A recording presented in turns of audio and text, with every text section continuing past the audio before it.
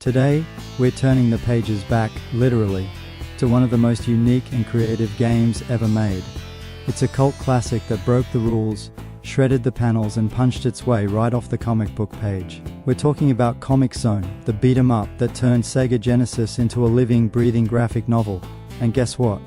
Comix Zone just turned 30. Yep, it was released in 1995, and even after 3 decades, it still looks and plays like nothing else out there. So grab your sketchpad, throw on your favorite grunge track, and let's dive into the rad, rebellious and totally off-the-wall world of Comix Zone, 30 years later. Let's go back to 1995. The Sega Genesis was nearing the end of its legendary run.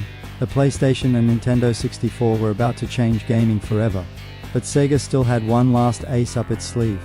A game so bold it looked like it had leapt straight off the pages of a comic book. This was the era of attitude. You had Sonic with his finger wag, Earthworm Jim with his wacky humor, and in came Sketch Turner, the ponytailed punk rocker and comic book artist who ends up trapped in his own creation. That's right, Comix Zone wasn't just a beat-em-up, it was a meta-adventure, a fourth-wall breaking, panel-punching journey through a hand-drawn comic. It oozed 90s style, from the grungy art to the industrial rock soundtrack to the self-aware dialogue. It felt like it could have been on the same shelf as Spawn, Lobo, or Image Comics. The setup is wild. You play as Sketch Turner, a New York comic book artist and part-time musician. One stormy night, lightning strikes his drawing desk, because of course it does, and his evil comic book villain, Mortis, literally escapes the pages and traps Sketch inside his own comic. Now, Sketch has to fight his way through his own panels, battling the creatures he drew, solving environmental puzzles, and trying to make it to the last page, all while Mortis messes with him from the real world. It's such a cool premise. And the way it's presented, with Sketch jumping from one panel to another, characters speaking in word bubbles, and onomatopoeia effects flashing on screen, makes you feel like you're living a comic book, not just reading one. Comix Zone is a 2D beat-em-up at heart, but it's way more than just punch, kick. Each level is laid out like a comic book page. You move from one panel to the next, sometimes by jumping, sometimes by falling, sometimes even by breaking the panel borders themselves. Combat feels weighty and satisfying. You've got punches, kicks, throws and environmental interactions, like knocking enemies into live wires or crushing them with falling debris. You can also pick up items, like grenades, knives and bombs. And Sketch's pet rat Roadkill plays a huge role. You can send him into tight spaces to hit switches or reveal secrets. Honestly, more games need a rat companion. But here's the twist, the game is hard, really hard. Sketch takes damage from everything. Even ripping through panels or breaking walls hurts him.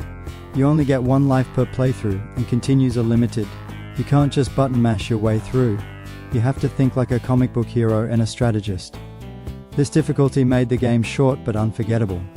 Most players didn't finish it back in the day, but they remembered it. This is where Comix Zone truly stands apart. The entire game is designed to look like an actual comic book.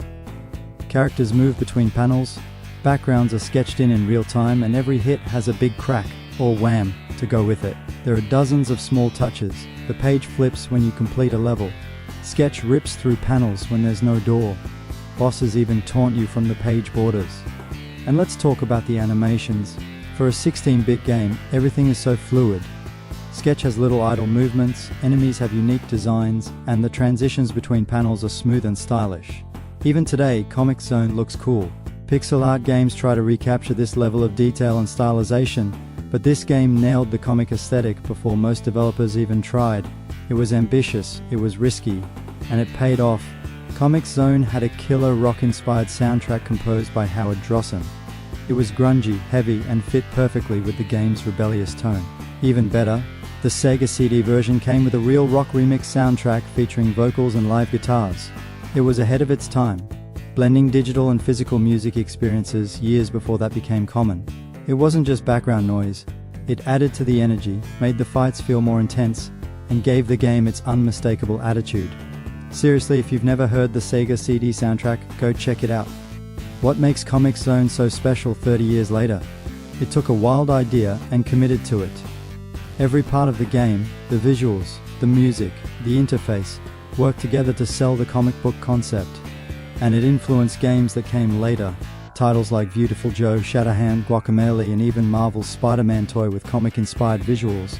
but Comix Zone was doing it back in the mid-90s, on 16-bit hardware. Even indie games today borrow from its style. You can see the DNA of Comix Zone in modern pixel art platformers and action games. And there's always been fan demand for a sequel. For years, Sega fans have dreamed of a modern version, whether it's a hand-drawn 2D update, a gritty reboot, or even a roguelike spin-off. Recently, Sega announced that it's revisiting some of its classic franchises, and could Comix Zone be finally getting some love?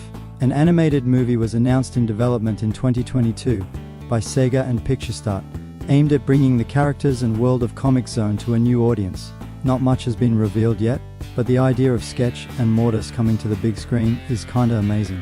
There's also been talk of a potential Comix Zone revival as part of Sega's retro reboots, alongside titles like Jet Set Radio, Streets of Rage, and Golden Axe. So, will we see Comix Zone return as a modern 2D brawler, a stylish animated series, a remaster? Who knows?